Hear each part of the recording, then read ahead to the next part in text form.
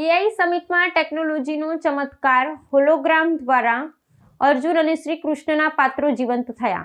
દિલ્હીમાં આયોજિત AI impact summit ખાતે ટેકનોલોજી અને આધ્યાત્મિકતાનો અદ્ભુત સંગમ જોવા મળ્યો હતો. આ સમિટમાં આર્ટિફિશિયલ ઇન્ટેલિજન્સ અને હોલોગ્રામ ટેકનોલોજીના માધ્યમથી મહાભારતના પાત્રો અર્જુન અને ભગવાન શ્રી કૃષ્ણને જીવંત કરવામાં આવ્યા હતા, જે મુલાકાતીઓ માટે આકર્ષણનું કેન્દ્ર બન્યા હતા.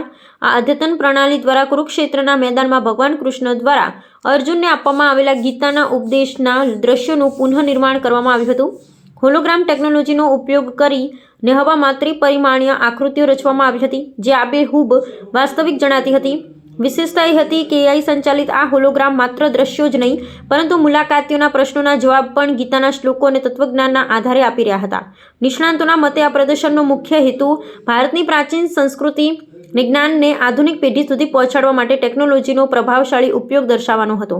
સમિટમાં ઉપસ્થિત વૈજ્ઞાનિકો અને અગ્રણીઓએ આ પહેલને બિરદાવતા જણાવ્યું હતું કે એઆઈનો ઉપયોગ કરી શિક્ષણ, મનોરંજન અને ધાર્મિક પ્રવાસન ક્ષેત્રે નવી ક્રાંતિ લાવી શકાય છે.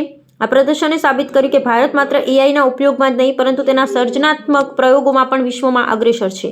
As a content platform, our job is always to connect our old tales and epics back to the newer world and bring back our culture.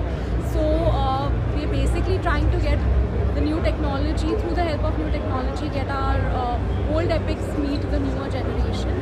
So we've used AI to basically recreate our epic, which is Mahabharata, which a lot of people in the past knew about it, but we're trying to connect the new world to it. And the entire show has been created on AI.